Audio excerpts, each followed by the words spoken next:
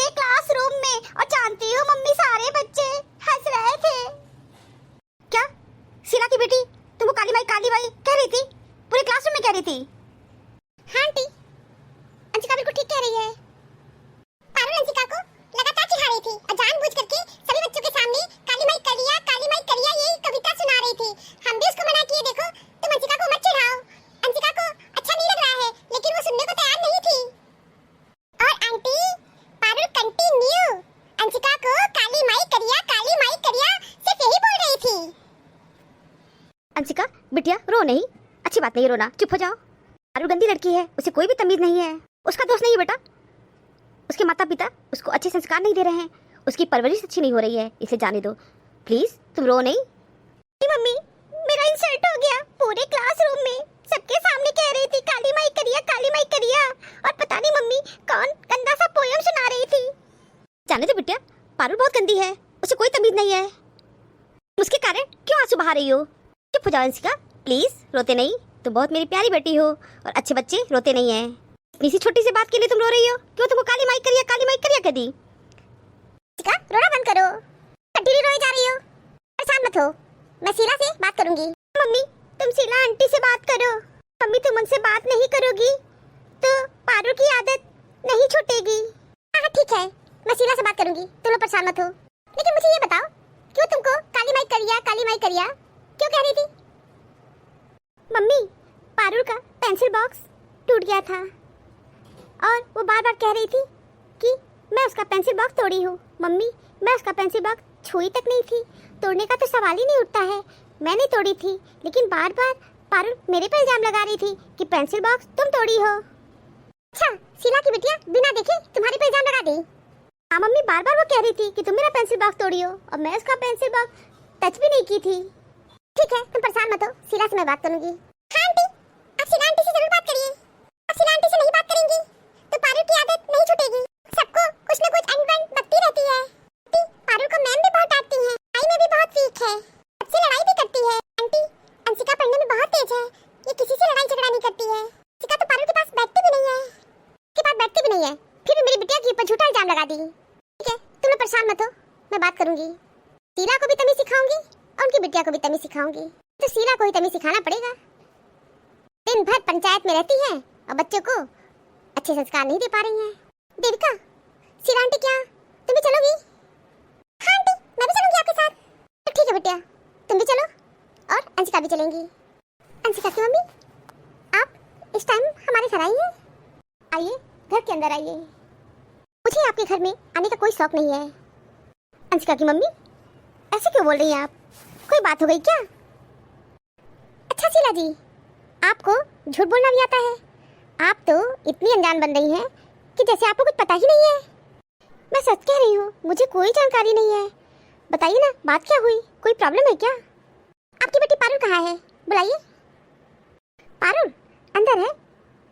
अंदर है तो बुलाइए ना, पूछिए क्या करामात की है आपकी बेटी? पारुल। हाँ मम्मी बोलो, बुलाई हो क्या मुझे? अंशिका की मम्मी आ गई पारुल, बताइए प्रॉब्लम क्या है, आप अपनी बेटी से ही पूछ लीजिए। मैं बताती हूँ आंटी जी, आपकी बेटी पारुल पूरे क्लासरूम में हमको काली माई करिया कह रही थी। शीला जी अपनी बेटी को यही संस्कार दे रही हैं, अपनी बेटी की कैसी परवरिश कर रही हैं? क्लासरूम में सारे बच्चों के सामने मेरी बेटी को काली माई करिया ये कह रही हैं, क्या आपकी बेटी अच्छा कर रही है? पारुल अंशिका और उनकी मम्मी क्या कह रही हैं, और जो कह रही है क्या वो सच है? मम्मी मैं एक पोयम कह रही थी और मैं अंशिका को चिढ़ा नहीं रही थी। नहीं आंटी, पारुल चिढ़ा रही थी। पारुल ये लोग क्या कह रहे हैं, मुझे साफ साफ बताओ, नहीं तो तुमको 2-3 चाटा मारूंगी। मम्मी मैं बिल्कुल सच कह रही हूँ, मैं चिढ़ा नहीं रही थी, मैं एक पोयम बोल रही थी। मम्मी मैं सिर्फ पोयम ही बोल रही थी। पारुल झूठ बोल रही है, पोयम इस तरह बोला जाता है क्या? किसी के सामने जाके आप उसे काली माई करिया कहेंगे और उसे पोयम कहेंगे, ये पोयम होता है क्या? कि मम्मी मुझे तो बात ही नहीं समझ में आ रही है कि प्रॉब्लम किस वजह से क्रिएट हो गया है। शीला जी ये सच बात है कि मेरी बेटी का रंग दबा हुआ है, आपकी बेटी जानबूझ करके मेरी बेटी के सामने जा करके काली माई करिया बोल रही थी। जी आपकी बेटी ऐसा इसलिए की क्योंकि मेरी बेटी के ऊपर झूठा इल्जाम लगा दी कि वो इसका पेंसिल बॉक्स तोड़ दी, कि मेरी अंशिका किसी का सामान छूती ही नहीं है। देखिए झूठा आरोप आपकी बेटी लगा दी। काली माई करिया कहने लगी।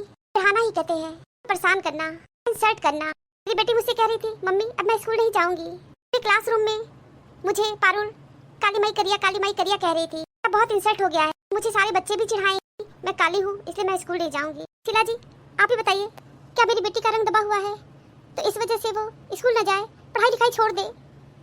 मम्मी प्लीज आप रोइए नहीं, आप इतनी बातों से दुखी मत होइए, मैं आपका तकलीफ समझ रही हूँ। प्लीज प्लीज आप दुखी मत होइए। आंटी पारुल हमको सभी बच्चों के सामने काली माई करिया कह रही थी।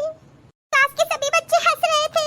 अगर मैं स्कूल जाऊंगी तो सभी बच्चे मुझे चिढ़ाएंगे। आंटी अब मैं स्कूल नहीं जाऊंगी, कभी नहीं जाऊंगी। बिटिया तुम स्कूल क्यों नहीं जाओगी? तुम स्कूल जाओगी, मैं चलूंगी तुम्हारे स्कूल और देखते हैं कोई बच्चा तुम्हें कैसे कोई चिढ़ाता है। और पारुल का तो मैं भी वो हंस करूंगी ना कि याद रखेंगी।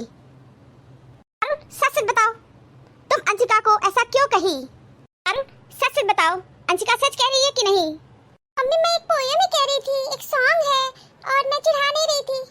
ये कोई पोयम और कोई सॉन्ग नहीं है, समझ गई? तो इस तरह की फालतू बातें अंशिका के सामने नहीं करनी चाहिए थी। कितनी बदतमीज हो, पूरे क्लासरूम में सबके सामने तुम अंशिका को ये सब बोलती हो। नहीं जाती हो कि लड़ाई करने जाती हो? अंशिका बिटिया मत रो, चुप हो जाओ। अंशिका प्लीज बिटिया रोना बंद करो। अंशिका की मम्मी प्लीज आप भी रोना बंद करिए, दुखी मत होइए। अंशिका की मम्मी ऐसा कुछ नहीं है, काला गोरा रंग ये कोई मायने नहीं रखता है। ये रंग रूप कद काठी ईश्वर बनाते हैं, हम सभी को इस पे हंसना नहीं चाहिए। मेरी बेटी मासूम है, नासमझ है, अज्ञानी है, उसे माफ कर दो। कितनी बार समझाए हैं कि दूसरों को परेशान मत किया करो, लेकिन नहीं, मेरा कहना मानेंगी नहीं। प्लीज मम्मी मत मारो मम्मी प्लीज। मेरा कहा क्यों नहीं सुनती हो? क्यों तुम दूसरों को परेशान करती हो? प्लीज मम्मी मत मारो please mummy. Sheela ji please मत मारिए बिटिया को। अंशिका की मम्मी मैं वास्तव में बहुत शर्मिंदा हूँ, माफ कर दीजिए। मेरी ही परवरिश में दोष है, अपनी बेटी को अच्छे संस्कार नहीं दे पा रही हूँ। प्लीज आप परेशान मत होइए। अंशिका बिटिया स्कूल जाना, क्लासरूम में कोई नहीं चिढ़ाएगा। मैं खुद प्रिंसिपल से शिकायत करूंगी अपनी बेटी का। मेरी बेटी पारुल अब ऐसी गलती नहीं करेगी। मैं चल के मैं टीचर से स्वयं शिकायत करूंगी। बेटी में गुड हैबिट नहीं है और पारुल स्कूल में पनिशमेंट तो पाएंगी ही और घर पे पनिशमेंट मैं भी दूंगी। प्लीज आप लोग परेशान मत होइए, अभी रोना बंद करो, नहीं 2-3 चाटा तुमको अभी और मारूंगी। शीला जी पारुल को मारिए मत, भी बच्ची ही है, मासूम है, नादान है, नासमझ है। पारुल बेटा अपने शब्द कभी किसी को नहीं बोलना चाहिए। अगर हम अंधे को अंधा कहेंगे तो क्या उसे अच्छा लगेगा? नहीं आंटी नहीं अच्छा लगेगा। किसी अपाहिज को लंगड़ा कहेंगे तो क्या अच्छा लगेगा? नहीं, ये भी अपनी शब्द है, लोग सुन नहीं पाते हैं। अगर हम उनको बहरे कहेंगे तो क्या ये सुनने में अच्छा लगेगा? नहीं, ये भी अपनी शब्द है। हम सभी को अपनी शब्द नहीं बोलना चाहिए। काला गोरा मोटा पतला ये सब ईश्वर ही बनाते हैं सभी को, इसलिए रंग रूप को लेके किसी को नहीं चिढ़ाना चाहिए। सॉरी आंटी, अब मैं कभी नहीं बोलूंगी। I am very very sorry aunty, please once again I am very very sorry. अब रोना बंद करो। सॉरी अंशिका, मुझसे गलती हो गई, आइंदा मैं तुमको कभी नहीं बोलूंगी। अंशिका कल मैं पूरे क्लासरूम में सारे बच्चों के सामने तुमको सॉरी बोलूंगी। प्लीज मुझे माफ कर दो, अब मैं कभी नहीं बोलूंगी। का मैं कल पूरे क्लासरूम में सारे बच्चों के सामने तुमसे सॉरी बोलूंगी, कान पकड़ के सॉरी बोलूंगी। ठीक है कोई बात नहीं।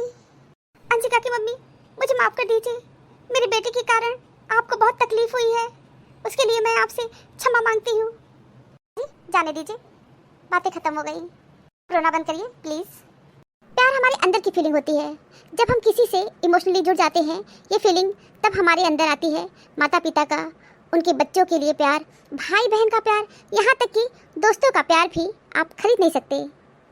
विश्वास, हर रिश्ते में विश्वास सबसे अहम चीज़ होती है, जो कि आपके व्यवहार की वजह से लोग आप पर करते हैं। विश्वास भी एक ऐसी ही चीज़ है जिसे आप पैसे देकर नहीं खरीद सकते। आपका एटीट्यूड ही आपके लिए सबसे अहम चीज़ होनी चाहिए।